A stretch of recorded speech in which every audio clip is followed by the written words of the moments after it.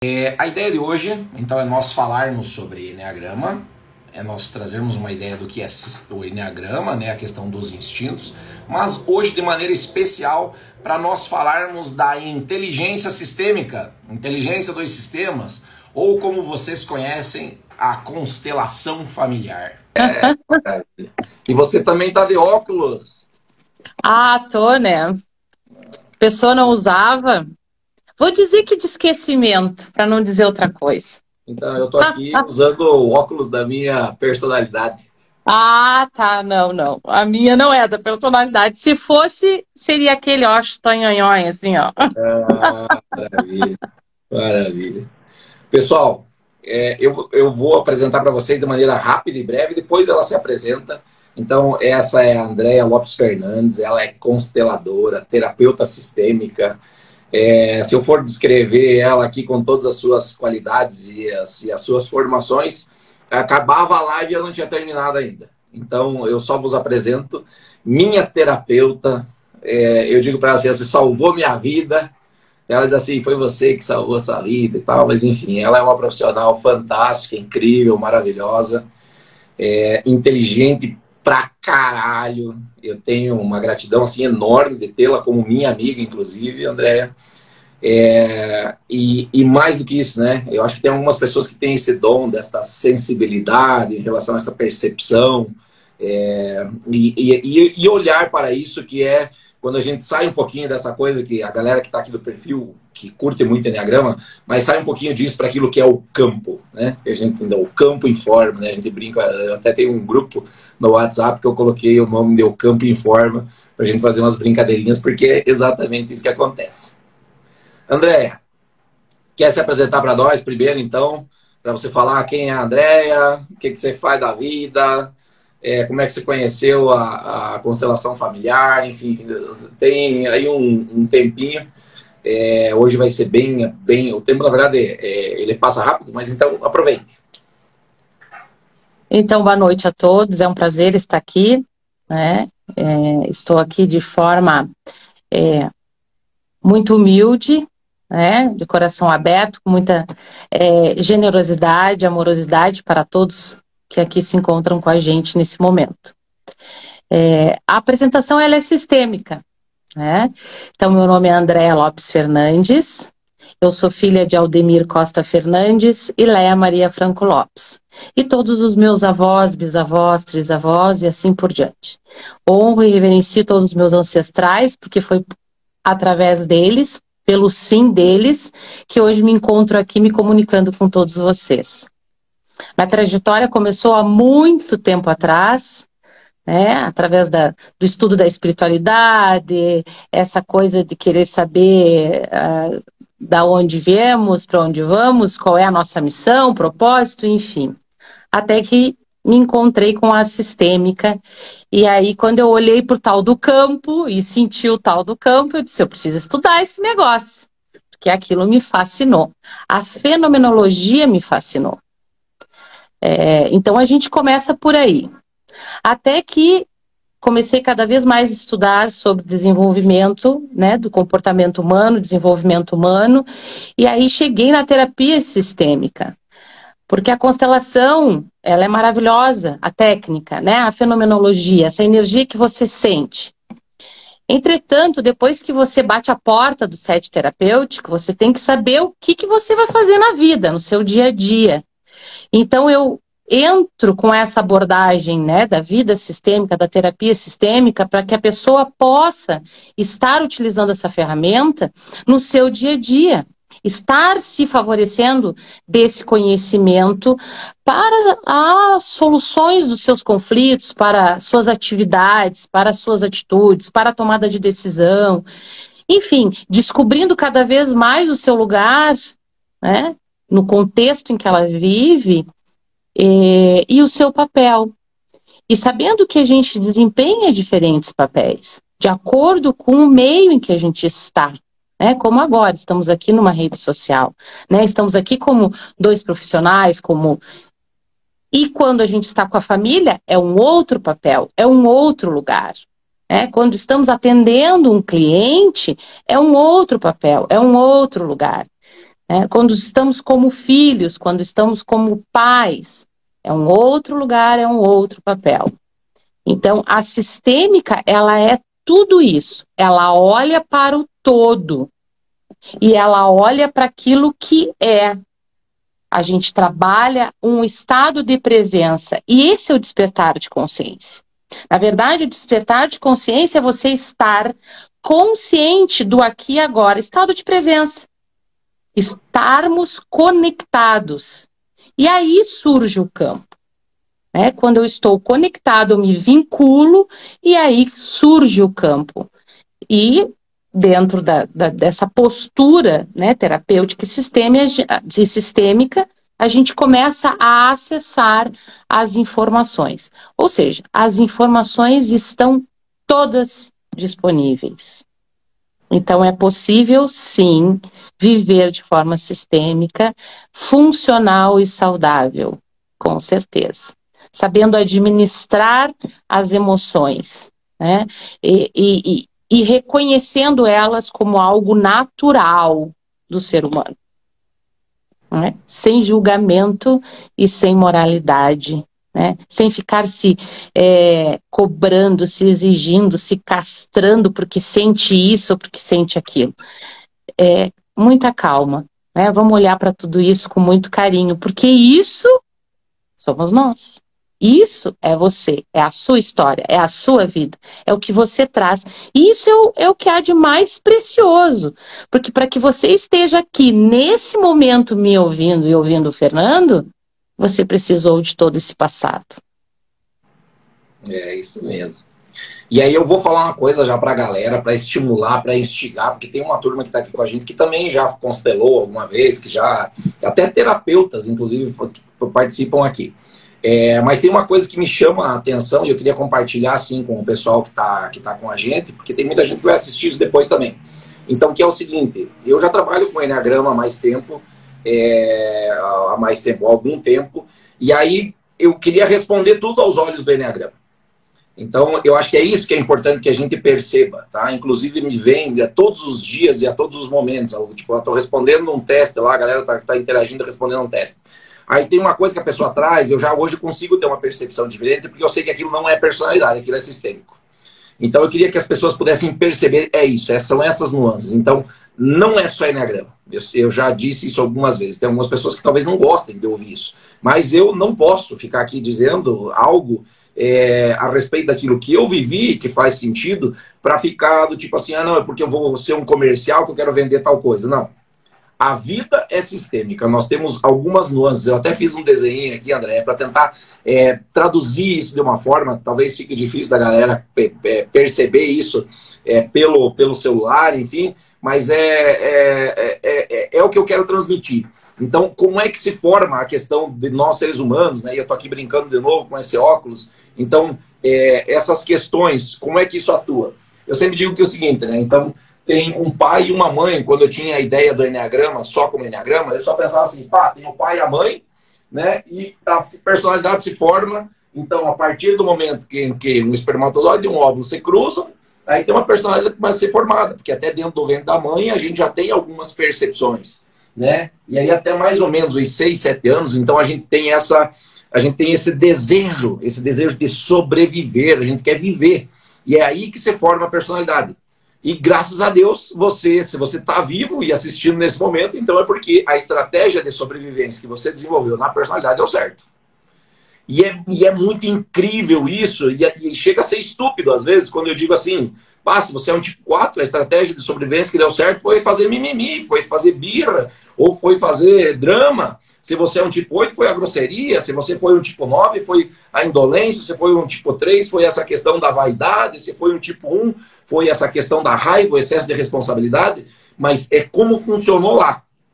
Aí você não se bastou mais depois, quando tinha 6, 7 anos. Viver já não bastava. Você queria começar a tomar decisões. E aí se formam os instintos e essa coisa tão importante que as pessoas acabam fazendo um monte de confusões quando tratam de Enneagrama mais instintos.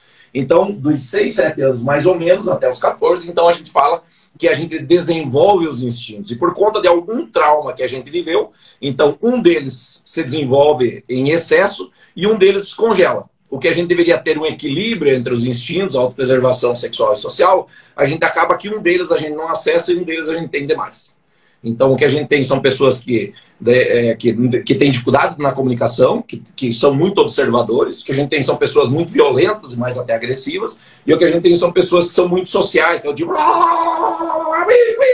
e tal, e que acabam não tendo equilíbrio dentro dessa dinâmica por conta disso. E aí as pessoas vinham para mim e diziam, e aí meio que acaba, assim, porque... se você formou uma personalidade ali até nasceu e tal, depois, então, de 7, 14 anos, o que a gente tem depois é um adulto. E eu tentava responder quando as pessoas perguntavam, ia para formação, ia fazer um treinamento numa empresa, mas eu sou tal perfil, queria ver como é que eu faço isso, como é que eu faço aquilo, e eu tentava justificar aquilo dentro daquilo que eram os comportamentos da personalidade, do tipo. Então, dependendo do óculos que a pessoa usava, eu dizia, não, mas isso faz sentido para você, porque você é uma personalidade tal, você age mesmo dessa maneira, então é só você tomar consciência disso, tarará. E aí eu conheci a Andréia. E a Andréia disse assim para mim, Fernando, para que você possa aprender e ir além disso que você sabe, você agora precisa esquecer tudo aquilo que você sabe. Tipo assim, quando você vem para cá, esquece o enneagrama, esquece os instintos, porque nós vamos trabalhar o campo sistêmico, a gente vai trabalhar a constelação familiar. E foi o que eu fiz, e eu sou muito grato a você, André, por ter aprendido tanto. E aí ter essa percepção hoje de que aquilo que eu sabia estava tudo ok. Porque, na verdade, sim, existe isso, né? Da formação da personalidade, depois dos instintos, mas a verdade é que nós vamos ter um adulto aqui ou não, a depender do nível de consciência, e a consciência se dá através de tudo aquilo que a gente vive. Então, uma coisa, a gente não escolhe onde a gente nasce num sistema. Então a gente diz assim, você é tipo não sei o quê, mas ninguém olhava, ou eu não olhava para isso que era a mãe e o pai antes. E não estou nem falando aqui de avós, bisavós, trisavós e tudo mais. Porque tem uma coisa que está aqui do ladinho daí, aqui, ó, que são as leis da vida sistêmica. Então, uma coisa, quando você se formou a personalidade, os instintos, isso tudo pode ter influenciado ou ser influenciado ainda pela sistêmica. Então, olhar para a personalidade e aí dentro do campo sistêmico, André, eu quero deixar essa quicando para você, que foi como funcionou para a minha vida, para que eu pudesse perceber os meus comportamentos e aí deixar o meu óculos. É que herdamos, né? Posso até dizer que somos herança, né? A herança, né? Nós estamos aqui e herdamos dos nossos pais, da história da nossa família, as crenças, o formato, né? Os moldes, como eles funcionavam. A gente também funciona assim. Porque foi aonde a gente foi criado, foi aonde a gente nasceu. Eu digo, a gente não nasceu de um ovo, a gente nasceu de dois alguém. E esses alguém, eles acharam o jeito, o modo de viver e de sobreviver e de chegar até aquele momento em que, então, se encontraram e formaram uma família. Então, a gente não herda só a parte fisiológica, biológica, né? Vamos lá para a genética. A gente também herda a psique dessa família, né? Esse inconsciente coletivo. Porque todo fato, todo acontecimento, ele origina uma memória. Né? Tanto que quando a gente leva um susto, aciona um monte de carga hormonal aqui, porque talvez você sinta medo, porque talvez você pare de respirar, enfim. Então tem um processo interno orgânico que acontece. Então isso fica gravado. A partir do momento então que se tem filhos, isso vem, né? Vem junto. E aí os nossos comportamentos, a nossa postura mediante a vida também está embasada nesse meio, nesse contexto aonde a gente nasceu. Qual é a cultura dessa família? Como que essa família responde ou corresponde em determinada situação ou relação? Como que funciona as relações, as dinâmicas relacionais dessa família? Né? Tem pessoas que não conseguem ser subordinadas, tem pessoas que são muito controladoras, tem pessoas que têm sede de poder, tem pessoas... E aí tudo isso está ali impregnado, está dentro desse inconsciente. Essas pessoas funcionam assim. E somos seres relacionais. Né? E além de relacionar fora, também como a gente se relaciona dentro com tudo isso. Então não é se condenando, a pessoa achou a sua personalidade, né, o seu tipo, mas isso não é um diagnóstico, isso é um movimento que você faz na vida em determinado momento, quando você recebe algo de fora e é um gatilho, e serve como um gatilho, porque aquilo já está modelado lá dentro. Né? Então aí você age daquela maneira. Então você faz um movimento dentro daquele tipo, mas isso não é estático, a vida é dinâmica. Então você pode sim mudar. Que foi aí que eu disse, esquece tudo que tu já sabe, porque para mim conceito pronto não serve. Por que que não serve? Porque a Pamela é um indivíduo e atrás da Pamela tem todo um universo. Tem toda uma história, tem um legado, né? Da Tatiana a mesma coisa, do Fernando a mesma coisa, dos demais participantes. Cada indivíduo é um universo. Então o conceito pronto, ele não serve assim, desse jeito, como produção em série. Ele serve quando eu vou falar com a pessoa e vou trazer o contexto dela e vou elaborar com ela essas leis da vida mediante a realidade dela. Mediante aquilo que faz sentido e significado para ela. Identificamos? Ok. Acolhemos? Ok. A partir do momento em que eu trago tudo isso para o consciente, eu posso então fazer a gestão de tudo isso. E aí eu posso decidir, tomar a decisão, que caminho eu vou seguir. Quero mudar? Quero fazer um pouco diferente? Ok. Não quero?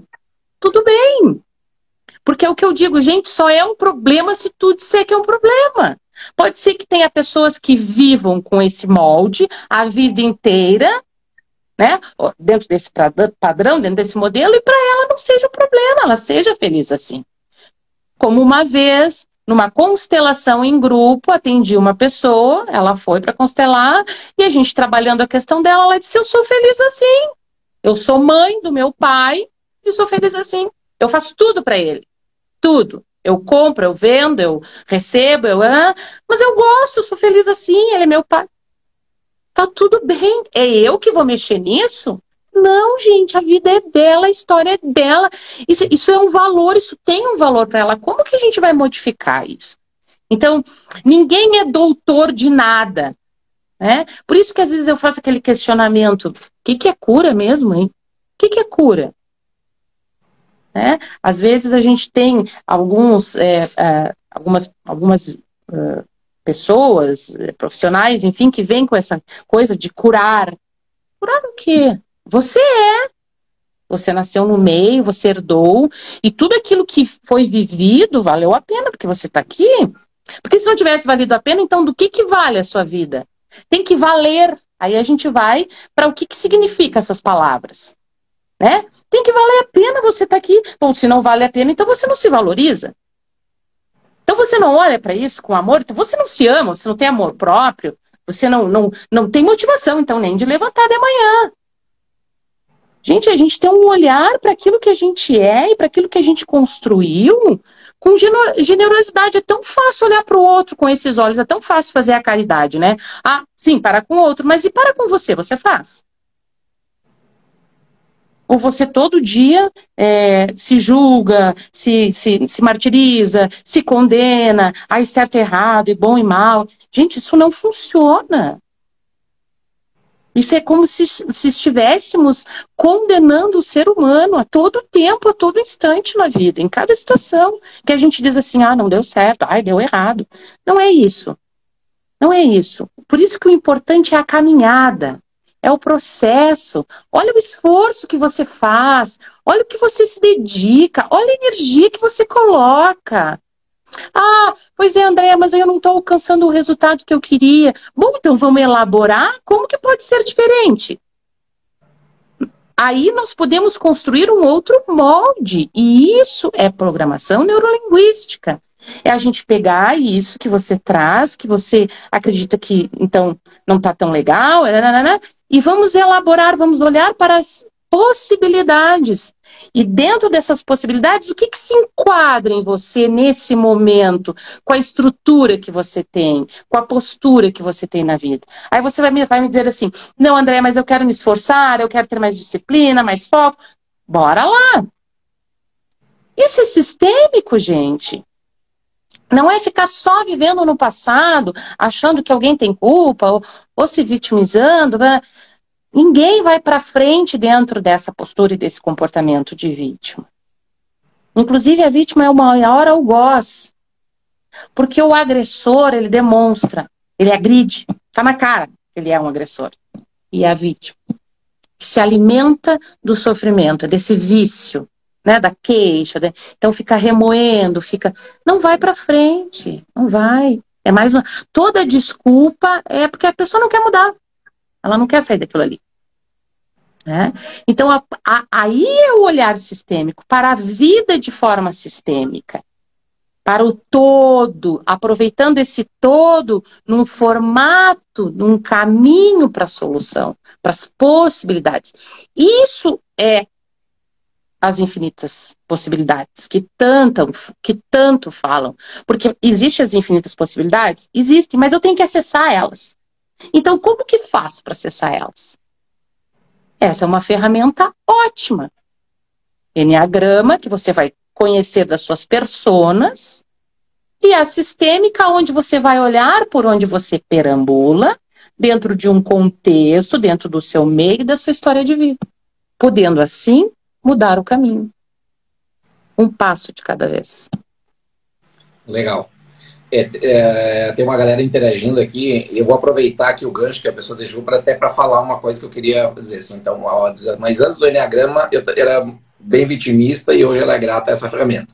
É ótimo, né? Eu diria assim, eu não desfaço, né, do que é o Enneagrama. Maravilhoso a ferramenta, usar ela de maneira conjunta, porque a percepção, por exemplo, o exemplo que eu tinha na cabeça enquanto você falava, André, era do tipo assim, mas eu sou uma personalidade 3, e aí quando eu estou em estresse eu vou para 9, e aí eu percebo que acontece, inclusive com muitas pessoas nos atendimentos, e aí fico no estresse por muito tempo. Então, a percepção que eu tenho hoje desse olhar é que a saída do estresse, e até para que eu não permeie mais tanto por ali, é realmente utilizar outros caminhos. E aí a gente não compreende, na verdade, talvez é uma outra forma, assim, ou é uma outra gratidão, assim, que eu tenho a respeito de conhecer você também, que é o significado das palavras. Porque a gente, na verdade, na língua portuguesa, tem um monte de palavras que a gente coloca um monte de significado que, na verdade, não tem nada a ver. Eu lembro que uma vez eu fui lá e falei para ti assim, não, porque o meu pai é uma pessoa muito íntegra. E aí você me disse assim, como assim íntegra? Né? O que significa integridade? Então, são essas coisas. Aí eu lembro também de uma ocasião de ter percebido uma coisa, tipo, de ter ouvido falando assim, a criança, né, quando nasce. Então, bebezinho, lá bem pequenininho, mama no peito, faz cocô, limpa bumbum, mama no peito, né? Então chora, mama no peito. Faz cocô, chora. Então, o tempo todo, essa manifestação das vontades, então chora, a mãe percebe, o filho está com fome, dá o peito. Aí o bebê chora de novo, ou fez xixi, ou fez cocô, limpa, e aí ele está sequinho de novo. Aí o que acontece é que a gente não entende este negócio, que a gente, quando adulto, né, vai muitas vezes para o estresse porque a gente não atingiu aquilo que a gente conseguia lá na infância. A mãe limpava o bumbum quando eu ficava quando eu chorava. Agora, quando eu vou para o estresse, é o meu choro. Mas eu não sou uma vítima, né? Agora eu sou um adulto e eu preciso perceber que sou eu que tenho que sair de lá. Só que a conexão entre por isso que o processo de autoconhecimento é maravilhoso. A conexão entre aquilo que eu vivo e como eu saí é que num processo sistêmico daí de acolhimento, ok, foi assim. E tá tudo bem ter sido dessa forma. Só que agora a minha postura, porque muda a postura, né, André? É de adulto. Então eu saio daqui e agora eu sou responsável, e aí através dessa autorresponsabilidade eu percebo que não preciso estar dentro daquilo que é um padrão de Enneagrama e posso acessar isso que você disse são as possibilidades. Porque se eu tiver no padrão, as possibilidades só são as possibilidades daquilo que é o mapa do padrão ali. Só tem aquilo de possibilidade para você. Então, por isso que eu digo assim, que é muito mais, gente, do que isso que a gente... Muitas vezes a gente resume na literatura a respeito de comportamentos. A vida pode ser muito mais ampla, as possibilidades podem ser muito maiores. Eu nem diria infinitas. A gente, inclusive, brincou um dia sobre... Brincou não, a gente falou muito sério, mas é um papo que não dá para ter em qualquer lugar sobre livre-arbítrio. Né? Então, tipo assim, como assim? Existe livre-arbítrio? E aí a gente começou a discutir sobre isso, porque na verdade a gente sabe que não tem. Se você não escolhe nem o sistema que você nasce, como é que você vai escolher o resto? Então você acha que escolhe, aí vou jogar uma para você de volta agora, André. Muitas vezes a gente se pega do tipo assim, mas o meu pai, porque era assim, porque era assado, que a minha mãe fazia isso e era aquilo, e não sei o quê. E eu não sou igual a eles. E daí dá tudo errado, vai lá para o campo sistêmico e não sabe o que está acontecendo. Então, eu não estou nem dizendo que você tem que responder o que é isso, mas muitas vezes acontece, né? Acontece, e na verdade, quando você se percebe, você está repetindo o mesmo padrão. Porque aquilo que você critica e que você exclui, persiste. E na verdade, aquilo é o espelho de você mesmo. O que você está enxergando no outro é o que tem em você. Porque se você consegue identificar no outro, é porque você sabe o que é. Né? E assim, como eu me torno um adulto? Me responsabilizando. Não, aquele que não se responsabiliza, que não assume, ele quer permanecer na inocência. Então ele está numa postura infantilizada.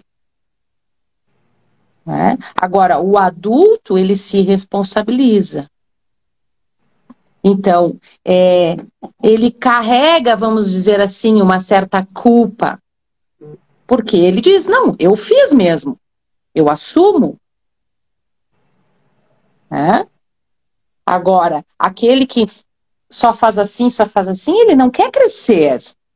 Ele quer ainda se manter naquela condição que você sinalizou, que ele chora, a mamãe vai lá, dá mamar, ou ele chora, a mamãe vai lá, troca a fralda, limpa a bundinha.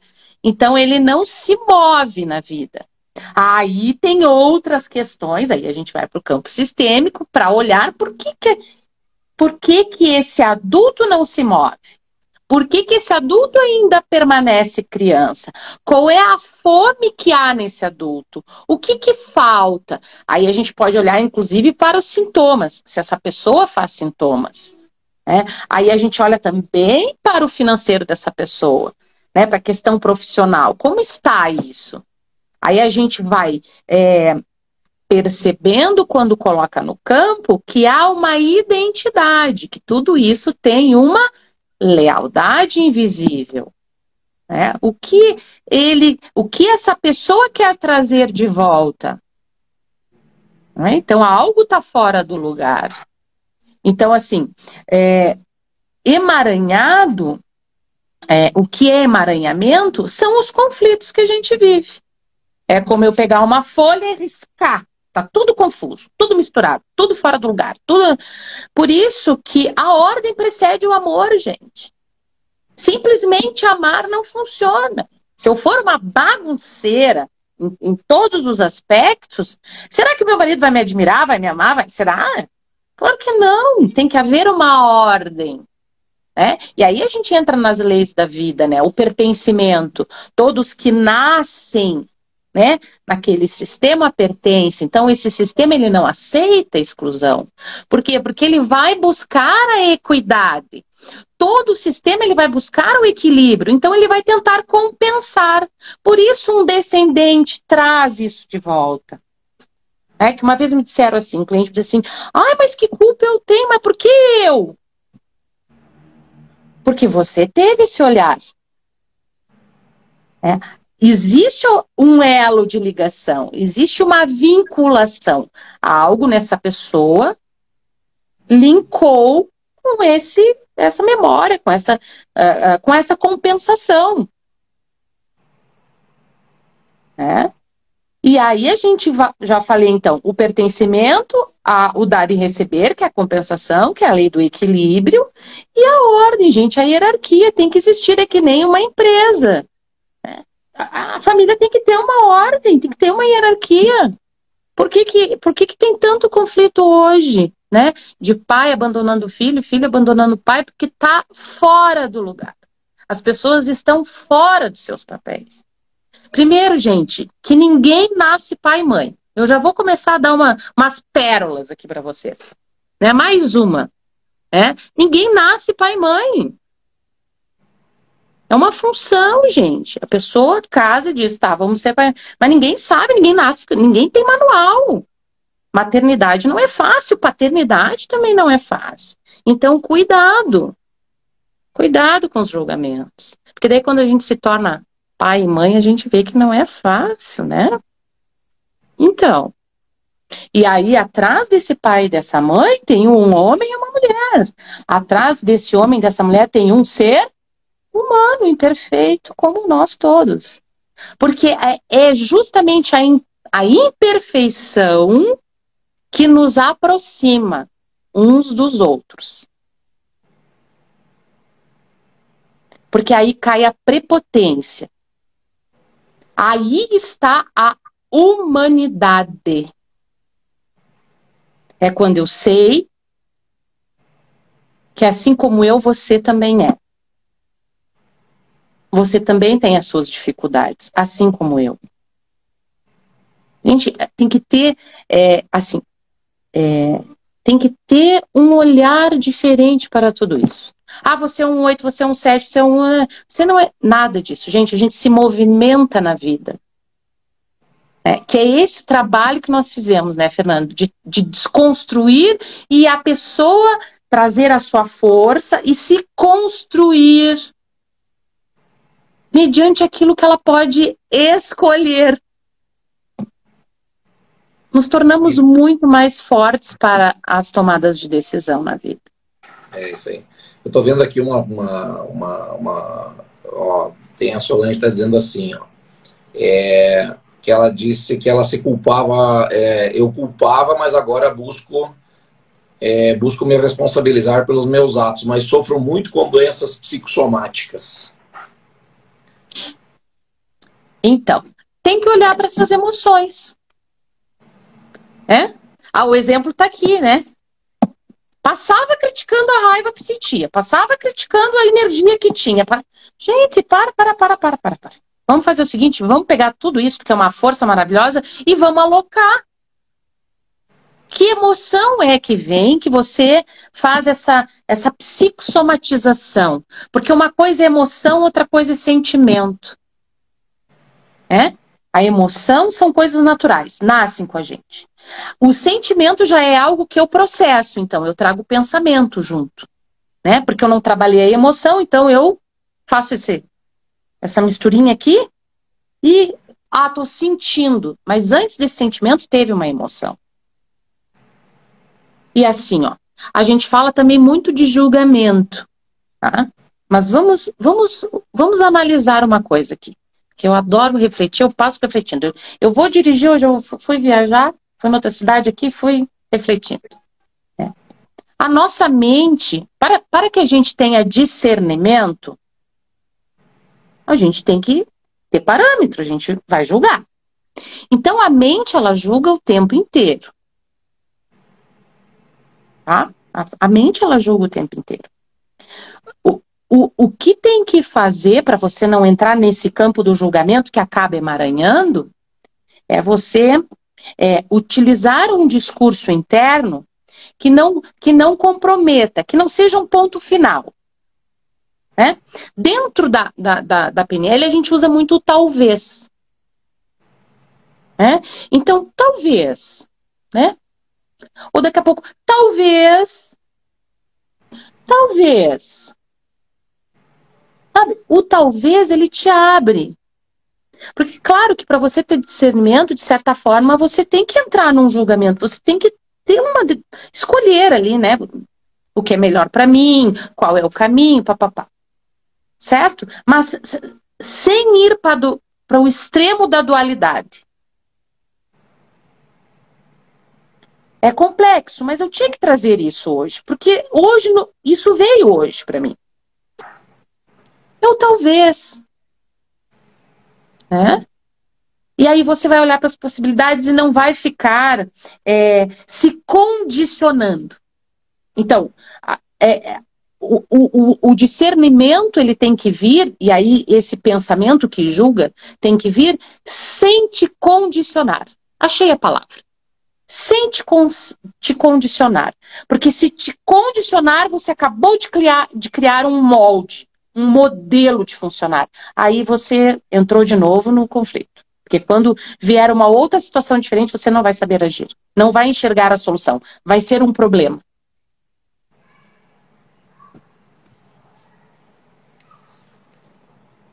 Então. Mais uma coisa que eu queria contribuir antes ainda, e vou trazer de novo, é que e a outra coisa que também, aí, porque a gente precisa compreender, ou a gente precisa compreender não, mas a gente precisa perceber em que mundo a gente vive. E as pessoas ao nosso redor. Então, é muito mais do que uma questão de simplesmente moralidade e julgamento, mas compreender a realidade. E um fato é só um fato. Deixa de ser assim que alguém o descreva, ou que alguém, né? Porque está transmitindo aquela realidade, ou aquele fato de acordo com as minhas, de acordo com aquilo que eu vivi, enfim, tem tudo isso. Mas uma coisa que eu acho extremamente importante nessas observações, e às vezes a gente até acaba entrando num movimento de sofrimento, quando a gente vai para esse movimento também sistêmico, e que inclusive às vezes no começo é uma coisa que até nos angustia um pouco, é porque nós não temos essa consciência, até a percepção que eu tive, posso estar enganado, se me corrige, e às vezes a gente acaba fazendo algumas coisas quase como se fosse contra a vontade. Então eu digo assim, não, eu vou fazer agora isso porque tá errado, né? Porque isso vem do meu sistema. Só que metade é como se as minhas células do meu corpo, a minha alma estivesse pedindo aquilo, que eu preciso honrar, sei lá, eu fico enquanto para pertencer, e aí eu fico como se fosse numa luta. Você consegue... Porque para você sentir o amor dessa família por ti, tu tem que fazer igual. Mesmo que seja errado. Porque eu tenho que pertencer. A maior sede da humanidade é essa, é pertencer, é pertencimento. Né?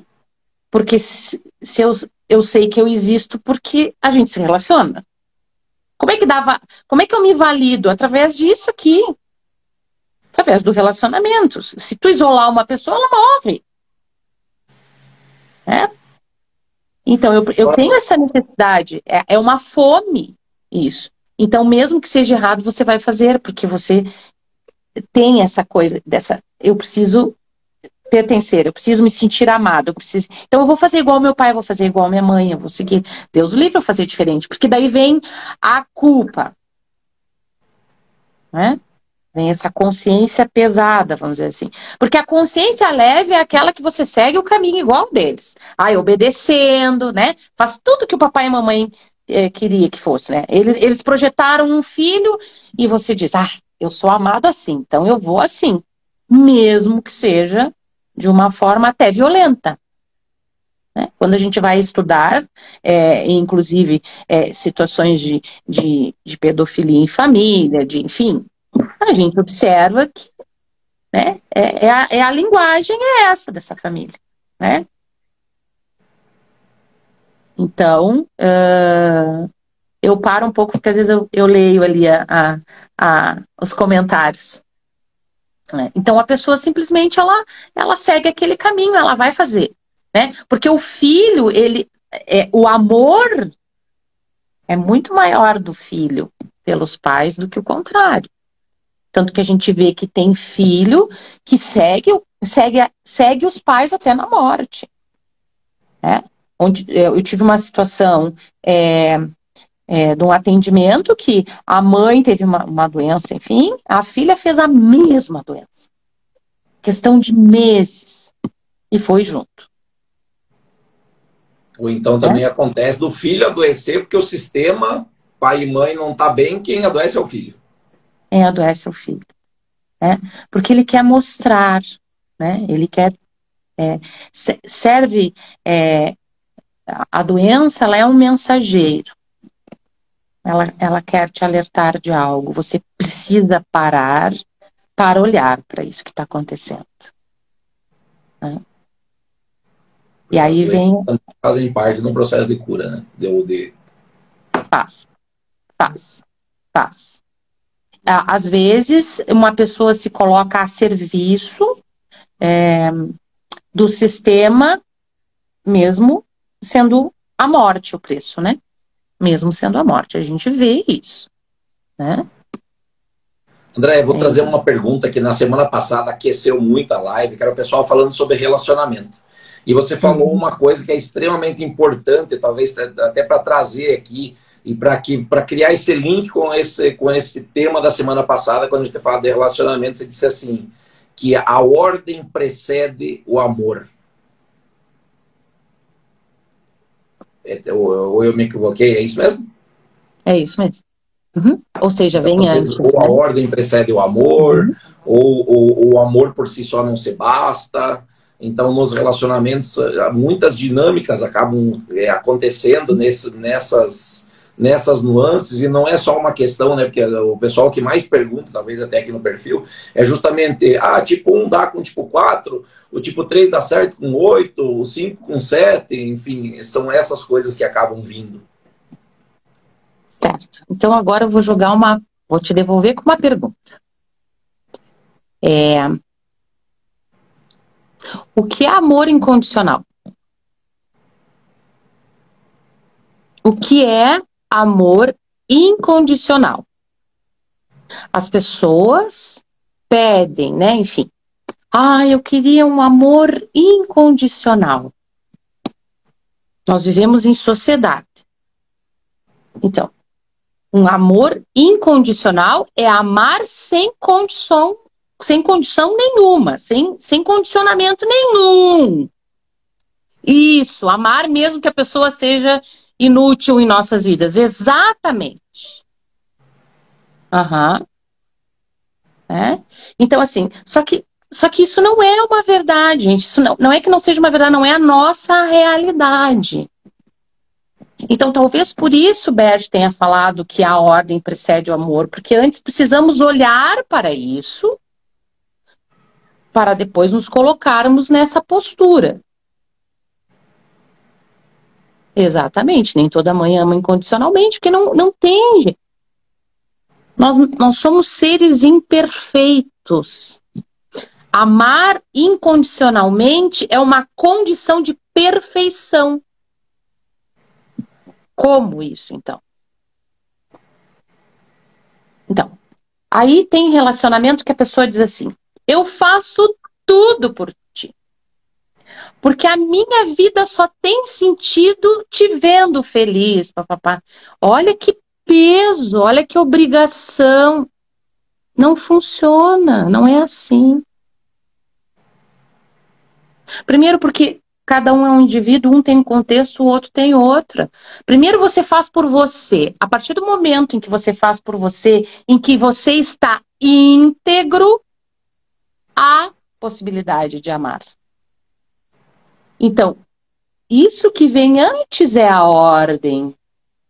É eu estar com tudo isso que eu sou no lugar. Percebe? E é muito incrível isso que você traz, né? Porque eu já tinha ouvido falar muitas e muitas vezes de amor próprio, de amar-se e tal, mas eu trazia em mim, e até acho que nessa questão da própria personalidade, uma coisa que era do tipo, um amor idealizado. Um amor idealizado. Então, eu achava que tinha que ser perfeito para outra pessoa e tudo mais, e fazer tudo, e papapá. E aí, aos poucos, quando eu fui tendo essa percepção a respeito de como deveria ser ou como poderia ser, eu percebi que eu precisava, antes de mais nada, e eu tinha uma coisa que era do tipo assim, eu preciso ter alguém perto de mim, porque eu me sentia vazio. Aí, conforme eu fui evoluindo no processo contigo, eu percebi que tipo, eu comecei a aproveitar eu estando sozinho, eu mesmo. Tipo, não que eu fosse tão vaidoso que do tipo, eu me basto. Mas eu precisava gostar de estar sozinho para que aí sim eu pudesse estar com alguém, porque não faltaria, eu não buscaria algo em alguém que eu não tenha, como se fosse para me completar. Então, a sensação até que eu tenho hoje, André, é do tipo assim, é como se fosse, é quase que estranho, assim, porque não tem aquela coisa, aquela paixão avassaladora, aquela coisa, meu Deus e tal, e porque eu me sinto bem comigo. Então, não fico criando muitas expectativas em relação ao outro e também consigo olhar mais para isso, respeitando, inclusive, aquilo que é sistêmico e como você fala, eu também procuro olhar e ter uma vida sistêmica. Então, acho que isso trouxe equilíbrio para a minha vida, para que eu pudesse perceber tudo isso que acontece e poder trabalhar com isso no dia a dia com mais consciência. Sim, porque olha isso que você coloca, né? Você tinha que fazer todo um movimento, né? Para que o outro te amasse. Tá, mas será que o outro verdadeiramente te amava? Porque se tu tinha que ser modificado. Então, percebe? Que você tinha que não ser você para ser amado, mas então não é amado. A pessoa criou uma outra, né? Enfim, é um personagem, idealizou. Não era você. Agora, a partir do momento que você está centrado, aí, que nem você diz, agora não crio, né, expectativa, não. Então, aí você aproveita a pessoa como ela é e com tudo que ela pode te oferecer. Porque quando quando a pessoa fica naquele movimento, nenhum dos dois está aproveitando nada. Não é? Porque a pessoa não está amando verdadeiramente quem o outro é, e o outro não está também, não está com a atenção voltada para amar a pessoa, e sim para se modificar, para atender uma expectativa do outro. Meu Deus, que confusão. Né? É uma confusão. Então, é desgastante, né? A pessoa se perde, não é um processo saudável, nem curativo, nada disso, pessoa, enfim, porque é como se estivesse, inclusive, se desvalorizando, porque ela tem que se transformar, né? E até uma pessoa botou aqui que ela, acho que foi a Solange que colocou que as pessoas veem ela como fraca, enfim, mas o que é ser fraco? O que é ser fraco? Aí a gente vai para o contexto, para a realidade.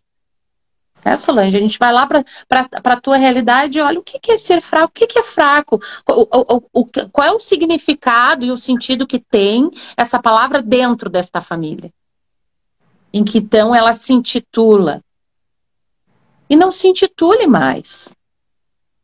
Né? Porque isso tá baseado em outras perspectivas. Entende que isso é dos outros? Talvez nem seja o seu modelo de funcionar, mas você tomou isso. Por isso que a gente não tem que tomar diagnóstico nenhum. A partir do momento que você aceita um diagnóstico, sinto muito. Você botou o certificado, né, ou a faixa. Não.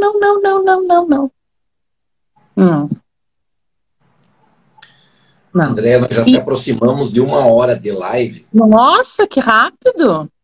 São eu falo mais que o nome da cobra, né, então. E eu mais que a moça do leite, então.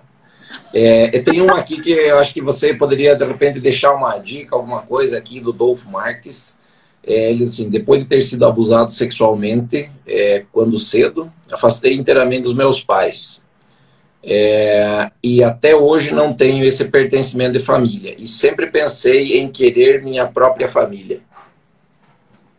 Eu olho para isso com respeito, até porque uma emoção me toma. Você já pagou o preço, então você pode se despedir com respeito, liberar e se liberar com respeito. E assim, devagar, no seu tempo, respeitando a sua estrutura, realizar o sonho. E a distância se faz necessária. Vocês estão ouvindo? O campo informa. Vocês estão ouvindo? Ouviram? A sirene? No fundo? Eu que agradeço por você confiar. Muito obrigado, Andréa, por você estar aqui com a gente hoje. Gratidão pela noite de hoje. Foi muito bom. Agradeço imensamente a amizade, a parceria, o convite, a confiança. E até a próxima. Até breve. Fechou, então, e se você gostou desse vídeo, não esquece de curtir, ativa o sininho, se inscreve nesse canal e compartilha esse conteúdo para que mais pessoas tenham acesso a ele também. Um grande abraço!